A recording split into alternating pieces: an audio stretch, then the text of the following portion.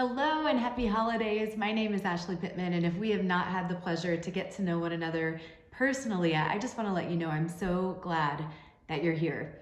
So, we all know the holidays can be this beautiful season, but with it, it can be really stressful and overwhelming, both from a time perspective and being too overcommitted, as well as financially. But I don't believe that it has to be that way. And so, without further ado, here are my top 7 tips to not break the bank financially this holiday season so you can have more of the magic and less of the stress. Tip number 1, consider a family gift exchange. So set a budget. We've done a max spend of $75, and I've done this on both sides of my families in the last couple of years, and then draw names. So it kind of works like a Secret Santa. It's fun. This way you're buying one gift instead of gifts for every person in the family. It cuts down on cost, and you're able to buy a nicer gift instead of a lot of smaller gifts. And the simplicity, in my opinion, adds a lot of joy to your holiday season. Tip number 2, consider a creative homemade gift for each family or family member within your overall family. So instead of getting every person in the family an individual gift, which adds a lot of expense and effort, in my opinion, stress, you can make each family or individual within your family a homemade gift. So here are some fun examples that we've done in the past. My husband got creative.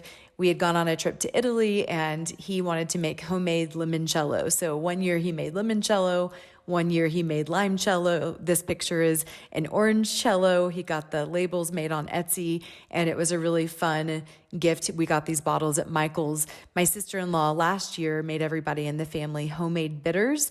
And then recently with my kids, I experimented and made homemade bath bombs. And so we're going to do that this year.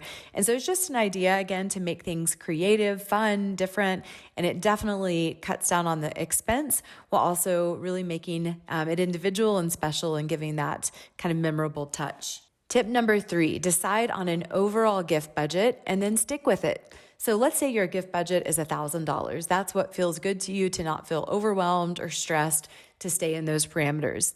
With family gift exchanges, including different kid gift exchanges as well as friends or teachers' gifts, which, could be a great homemade gift. Let's say you're spending $300 of the total $1,000. So if you've got 3 kids, maybe you decide to spend $150 on each child, which means that you and your spouse spend $125 on one another. And maybe you're at a place where you don't really need to set a gift budget, but if you are worried about how things always seem to get out of control over the holidays and your credit card debt is stacking up and it all feels more stressful than joyous, give yourself the gift of setting a budget and sticking to it this year. I promise not feeling overwhelmed and stressed is a way better gift than stuff. Tip number 4, do not give your kids the Amazon holiday catalog to look through. We made this mistake last year. And of course, if kids have a catalog of 10,000 toys to look through, they're going to want a lot of stuff. And we both know it's usually stuff that they don't need or that they'd never even think about on their own. But now that they saw it in the catalog and they've asked Santa for it, they have to have it, and they'll be super disappointed if they don't get it. Last year, my daughter wanted this it was like a stuffed hamster playset. I don't even know why, but she had her heart set on it. I went and looked that up on Amazon, and it cost like $180, which I would never pay for that gift, not only financially, but just also out of principle. So then I felt like I had to disappoint her by not getting it for her. Had she not seen it in the Amazon catalog, she would have never known that it even existed. Ask your kids for a couple of ideas for things that they're excited about and save yourself some stress. Tip number 5, plan your own 12 days of Christmas. So maybe you celebrate Hanukkah, Kwanzaa, or another festive holiday, and of course you can gear this towards whatever you celebrate. But for us, we celebrate Christmas, and so in the days leading up to Christmas, we write out 12 activities on different pieces of paper numbered 1 through 12, and I'll just put them on our Christmas tree or on another decoration around the house with a clothespin.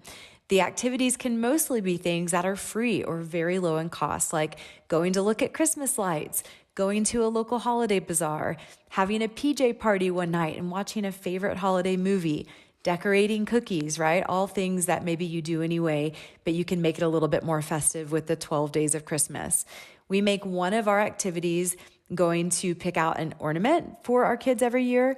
and it costs like $25 max. They absolutely love it. It's a fun family memory, a holiday tradition, and I promise you the memories made will supersede gifts and more stuff. Tip number 6, do this or that holiday version when it comes to certain activities. So let me give you an example. Last year, I wanted to take my 5-year-old daughter on a mommy-daughter holiday date to the Nutcracker Ballet. I looked at tickets for the ballet, and for the two of us, it was more than $400 to attend. Yeesh. So I looked a little more and discovered a local kids ballet company here in my town puts on the Nutcracker Ballet for a fraction of the price, maybe like $25 a ticket. The ballerinas aren't professional, but they are ages 5 to 18. And my 5-year-old daughter, to her, that was probably even cooler. She got to see some of her friends perform, and she absolutely loved it. She talked about it all year, so we're definitely going back this year.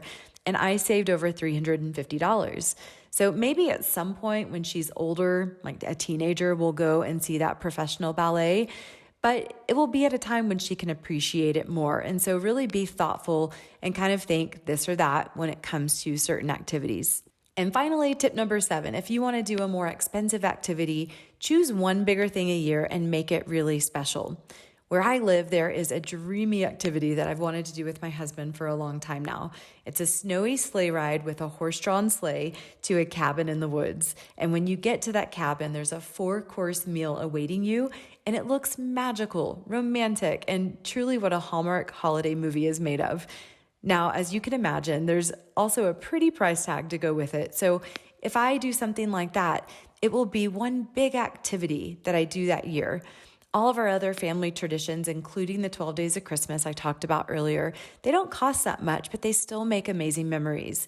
Plus, trying to cram too much in makes things feel more stressful and less special. Those are my top 7 tips to not break the bank this holiday season, and I really hope that each of you have a wonderful holiday season and one that will make you feel empowered and at peace financially as you enter the new year. I hope you got some tips, some good value from this, and some things that you can implement to create some awesome memories for yourself and your family this year. Thanks again for being here. You're going to see a lot more content coming from Ashley Pittman Wealth in 2024, and I'm so glad to have you as a part of this community. Happy holidays.